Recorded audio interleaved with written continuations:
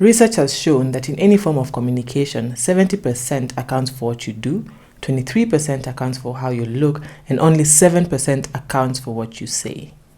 Welcome to the Personal Branding Podcast with me, Gachara, where we shall touch on body language and how that impacts your personal brand.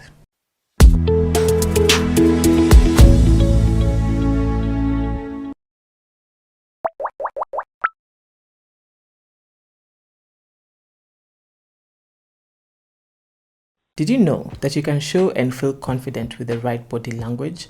Through this episode, I shall take you through the different elements of body language that you can be able to be a bit more mindful of so that you appear or seem to be more confident than you actually are, even as you're working towards becoming that confident person. People say fake it till you make it. I think you can fake it till you become it. I shall take you through the 5 aspects that you need to be aware of when managing your body language so that you can carry yourself with the confidence that you know you have.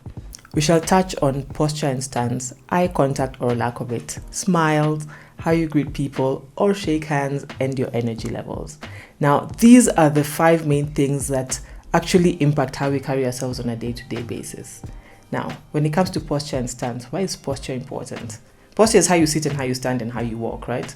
And I know a lot of people think, well, really, Olive, we are talking about posture. I thought you're going to teach me how to develop a strong personal brand. This is a big part of it. You know how there's some people who walk into a room and you feel their presence, you feel their vibe. You can tell that there's someone important has just stepped in. Even the energy in the room changes. And if you notice or if you look at that person, you'll see that they're carrying themselves in some kind of way. They're carrying themselves in almost like a regal way. It's like they're owning the room, right? Their chest is out, their head is held high. They're carrying themselves like a boss, right? Now, you don't have to wait to become the boss to carry yourself like a boss.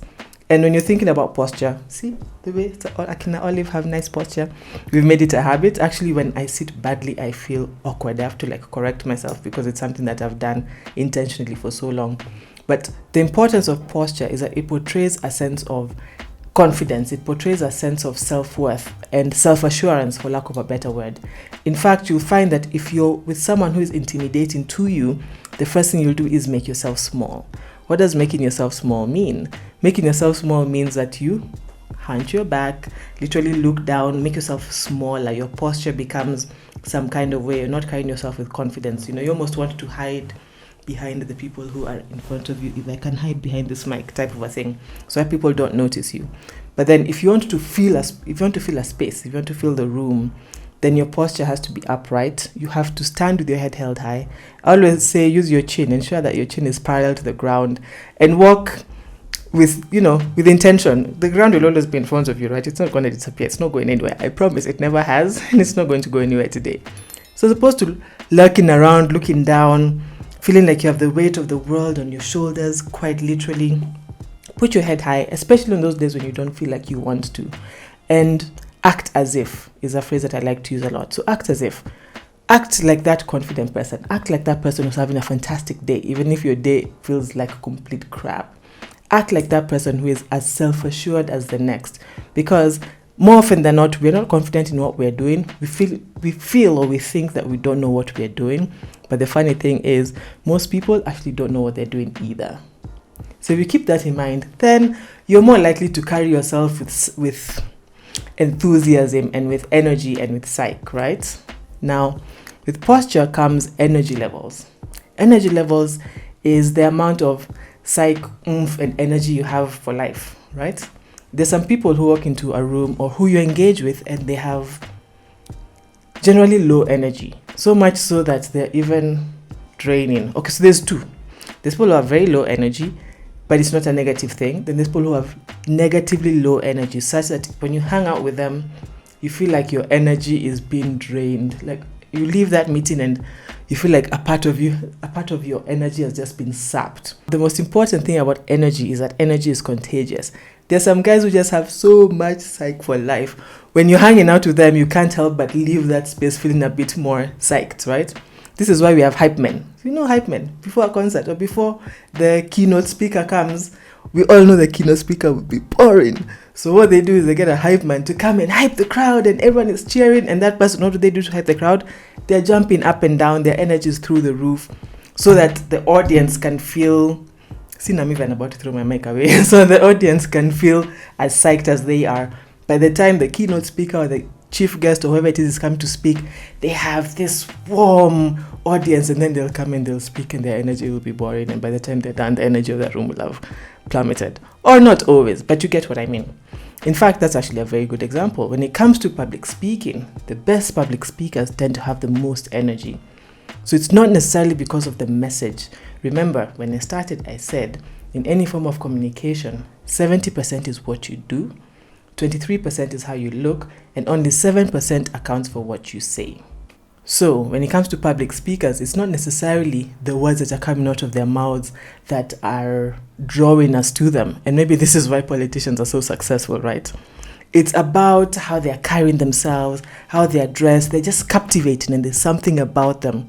Now, those two things go hand in hand, posture and energy, because no one is coming on stage to speak to a large group of people hunched back with low energy, like they're talking to, I don't know, their shosho, their grandmother, and they don't want to speak too loud, right? As you're working on your energy levels, don't forget to smile. Why is smiling important? Smiling indicates that you want to communicate with somebody. Smiling makes you feel warm and approachable. Smiling sort of opens up for friendly conversation to happen. And especially if you're someone like Olive, who when you don't smile, you have that face. And I think we've talked about this face many times, where you just look like you're angry with the world. It's not because you're angry with the world, it's just what happens to your face when you don't smile. You all know the type of face I'm talking about. So smiling is important because it makes you warm and approachable. And more often than not, unless you're trying to create a very standoffish brand, which could be intentional and it could be a thing. I actually had a moment in my career where I wanted to create a standoffish brand, not because I wanted to look standoffish, but because I was really, really young and I wanted to look credible. And I thought at that time in my youth that the only way to look credible is by looking super serious and, Suraya Kazi, or looking like you're in work mode all the time. So smiling is important because it opens you up to the world. It opens you up to the people that you're communicating with. And you'll find that with the smile comes eye contact, right? Because especially if you're having one-on-one conversations with people, it's very important to hold direct eye contact with people as you're talking to them, because it then shows or communicates that you are engaged with what they are saying, or you are actively listening to them when they are speaking. In fact, I remember when we were young, every time my mother was talking to us and we are looking at the TV or we are looking at, I don't know, there were no phones then, what were we looking at?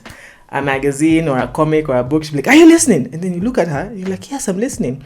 Because how we are wired is we assume that if somebody is not looking at you, then they're not really paying attention to what you're saying. Yes, they are listening. My smart remark was always, I don't listen with my eyes. But yes, they could be hearing what you're saying, but are they really listening? So with a smile comes eye contact. And you'll even find that when you're speaking to a group of people, it's important to hold eye contact with almost everybody in the room or within your circle for at least a few seconds so that they can feel like they're part of the conversation. Now, knowing this, it's very interesting to see it happen or play out in real life, right? So I'll give an example. We were at a pitch for training for a particular department within a particular organization. And what happened was the department head said that, we should meet with the team and they'll tell us what their training needs are. And then we curate a program that's specific to them, as opposed to it coming from the top down, let it come from the bottom up.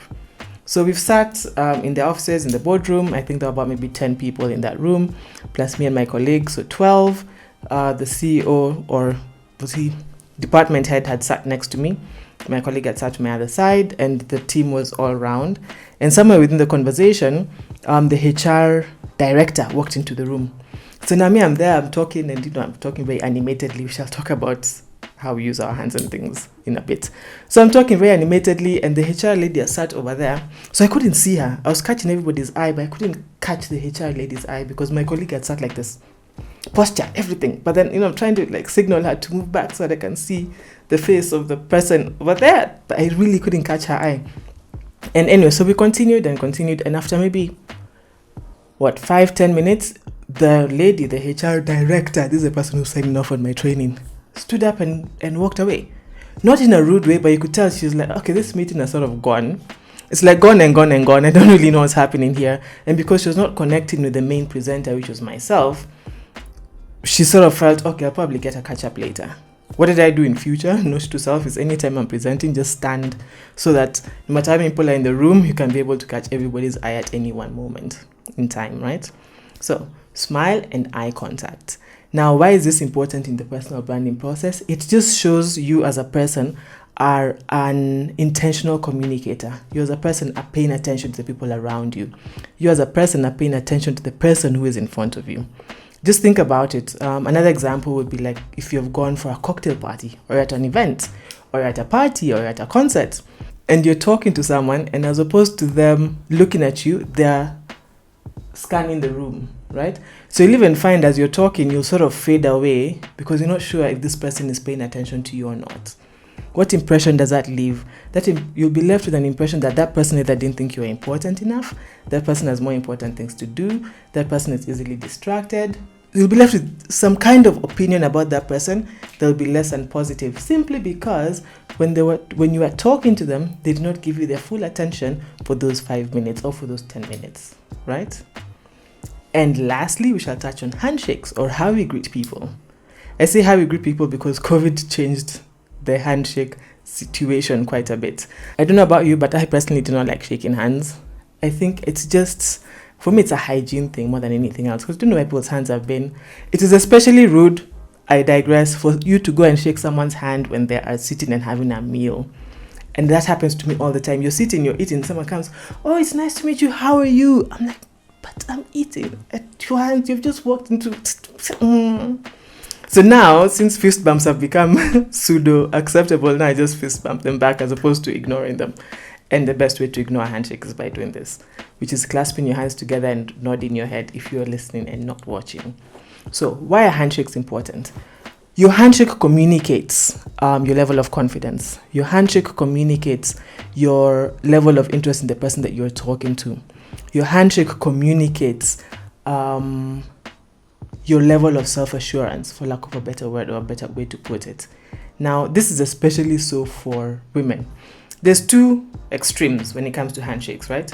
So there's the guys, and sometimes I see how guys greet each other. The thing comes from like this high. It comes from high, and by the time they're greeting each other, you're like, wow, that just sounds painful. It's almost like it's a battle to show who is stronger. And the person with the firmer handshake or the more aggressive handshake is more of the man. I'm yet to understand what that internal vibe is. There's someone here who might break it down for me. But you'll also find that it's men who are of the same peer level that will greet each other with such enthusiasm. If you are, let's say, junior to, whether it's junior in society, junior within the organization, to the person who you're greeting, you'll find that the man will be a bit more submissive in their handshakes, right? Women. Women is a whole other kettle of fish. We can say kettle of fish because there's this thing that we call the limp fish, right? Where you try and shake someone's hand, a girl's hand, and they give you the tips of their fingers. Even if, and you're wondering, but why? Then don't shake my hand. Like, just don't do it at all. In fact, I know of a lady who lost a job opportunity because of her handshake. It impacted her personal brand that much. So she's well dressed, well put together, like Olive, professional, her hair is done, nice neutral makeup, her nails are done, properly accessorized, her CV fantastic. She has been headhunted. She wasn't looking for a job, she was headhunted. They were looking to fill a managerial position within a particular organization. And it came down to 3 candidates. She was one of the 3 candidates. And these 3 candidates were having an interview with the HR director, the MD, the CEO, and the department head, right? Now it's final, sitting in front of a panel, being asked questions. So this lady walks in. She was actually the most qualified for that particular job. And as she's walking in, she goes and she greets everybody, almost with a courtesy, like, hello, how are you? The tips of her fingers, like a small bashful smile. And then she goes and sits down, presses her legs, and she's like, okay, so now I'm ready.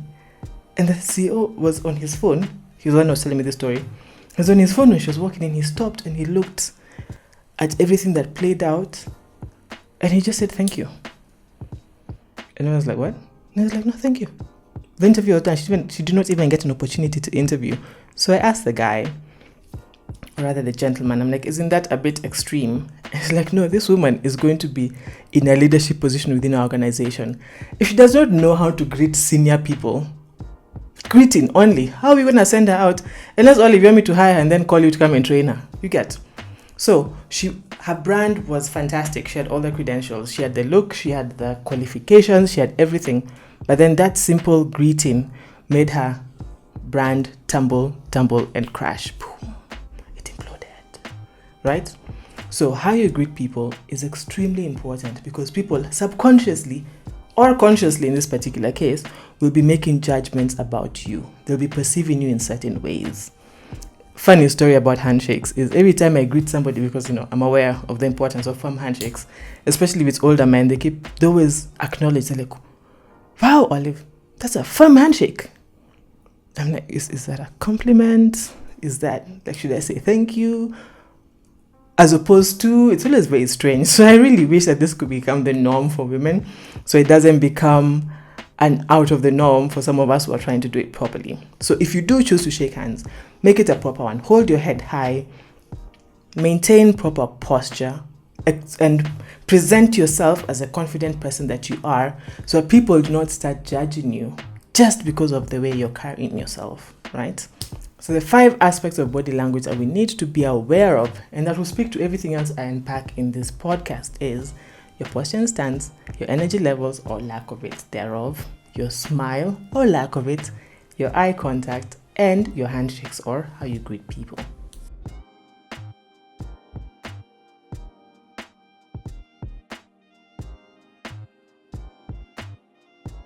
The 5 aspects of body language speak to your personal brand by way of how you put them together and how you package them, because the type of brand that you want to communicate will determine how you present yourself.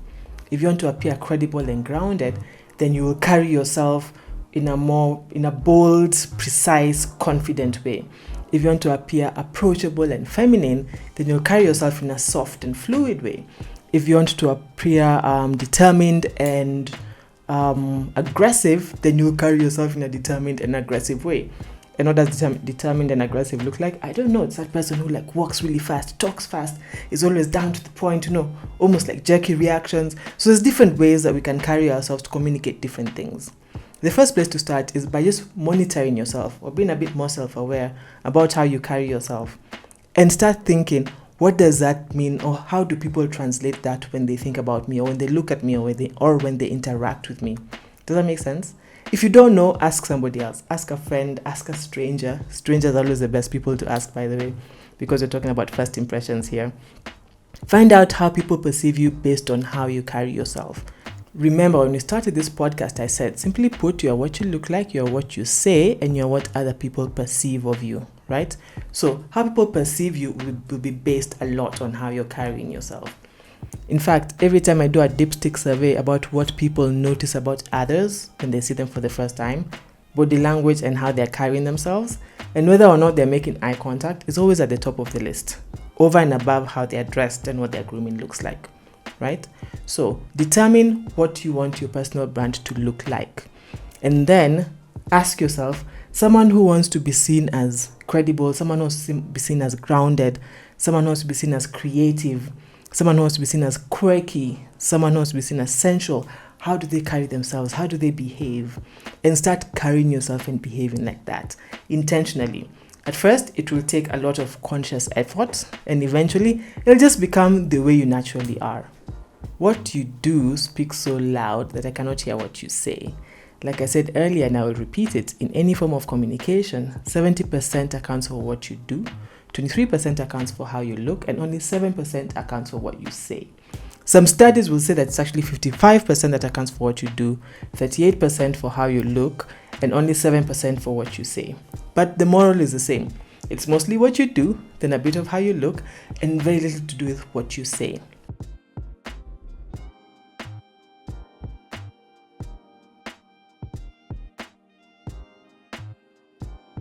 In as much as we are now aware of the importance of carrying ourselves with intention and being aware of how body language communicates our personal brand, sometimes we find ourselves in situations where everything falls apart. Hashtag things fall apart, right?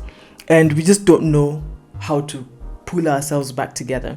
So when we get nervous, for example, you find that you almost lose your footing. It's like nervousness it feels like going down a slippery slope. It feels like falling down a dark hole, but you're wide awake and you're watching it happen in slow motion. And I don't know why. Strangely enough, whenever we're in a nervous situation, or in a situation where we feel nervous rather, things always seem to move in slow motion, but at the same time they're moving really fast because you don't seem to have control of them. It's very strange. So what do we do when we are nervous? What do we do, or how do we make sure that we stay composed and that we still project that brand that we want to project, even if you are in a situation where you feel anxious and you lack confidence? Now, what type of situation will make us feel nervous? It could be public speaking. It could be doing a presentation in front of your boss. It could be doing a presentation in front of a client. It could be a job interview as well. Now, when it comes to being nervous, everyone gets nervous, every single person. My big one was public speaking, because I was sort of thrown into public speaking by virtue of my job as an image consultant. And first of all, I was not aware that it was a skill or a talent, but honing it made me realize that I have very many nervous tics when I'm speaking in public. I used to be that person who was dancing. You're walking and you're drawing a map of Africa, you've drawn Europe, you've drawn Russia as you're talking, you're just dancing around, fidgeting, your hands are here, you put them behind, it's like you're about to start dancing a traditional dance as you're trying to communicate. I was that person. And so what I was taught was to get a pacifier. So my pacifier would normally be something like a clicker, because then you can hold on to it. Literally, I was being told, hold on to it for dear life. I think I even broke a pencil once. A clicker, a pencil, a felt pen, anything that you can put in your hands to keep your hand movement below your chest level so that it stops going out of hand. Because what happens is when you're nervous about something, that nervous tick that you have sort of spirals and just goes and goes and goes and goes. And before you know it, you even just stop doing anything because you can't do anything. The science of nervousness is that your body moves into fight or flight mode when you're scared, cue nervous. And when your body runs into fight or flight mode, it means that all the blood leaves your brain and goes into your extremities, getting ready to fight or flight. So literally there's no oxygen in your brain and you can't think, right? And therefore, all these things that we have prepared for just go out the window. And that's when you find ourselves having the most embarrassing moments. You're like, there's this one opportunity that you worked for. Your entire career, the last 5 years, that's what you've been working for. And then now there you are, you have the stage, present, talk about your idea, and you fall flat. You can't, or you say things. You just speak and speak and speak. And you know how, another thing that I do as well, is you speak so fast, you feel like the words are running ahead of you. It's like you can't catch them, so you don't even know what you're saying anymore. They're just going and going and going and going, and before you know it, your 5 minutes are up and you're going back to your office or to your house feeling like you could have done better. So when you're nervous, stop, take a deep breath, like 5 deep breaths, like 15 deep breaths, like I keep doing, and I'm doing this podcast because I feel like I'm losing my words sometimes. Remember the purpose of your being there, and remember the brand that you want to portray. Remember that confident person that you want to be perceived as, and find a pacifier. Find that thing that you can hold on to or that you can do that will prevent you from fidgeting or from moving around. Because when you fidget and move around, it makes people think that you're nervous. And we don't want people to think that we're nervous. That's just for us to know, right? Fake it till you make it, or fake it till you become it. Now, what I would like for you to get out of this is to be very intentional with your body language so that you can create a strong personal brand that inspires confidence, builds rapport, and increases likability through your personal branding journey. I would never want the way you carry yourself or the way you interact with other people to become a hindrance to your personal brand. And one of the questions that I've gotten quite a bit as we've been going through this podcast series is, but really, Olive, should we care about what other people think about us? What we have been taught now in our work days is that it's not about what other people think. It's about you being confident in yourself, which is great. Keyword confident. Please be confident in yourself, whatever that looks like. But it's important that you create an essence of likability. If you want to further your career, if you want to further yourself in business, if you want to further your creative endeavors, because remember, people tend to do business with people that they like. People tend to do business with people that they are similar to. People tend to do business with people that they feel they can communicate with easily. And the most important thing about creating a strong personal brand is to create a brand that you can eventually monetize, that you can eventually benefit from in our personal and professional lives. Thank you for tuning in to the Personal Branding Podcast with me, Olive Gachara. And I look forward to hearing from you. Let me know your thoughts on the content that we have covered. If you have anything that you'd like us to expound on or touch on, do let us know, and we shall make a point to do that in the upcoming episodes. And don't forget to share with your friends, with your colleagues, with your bosses even. I might come in for a training one of these days, with your family and with anybody that you think will benefit from this information.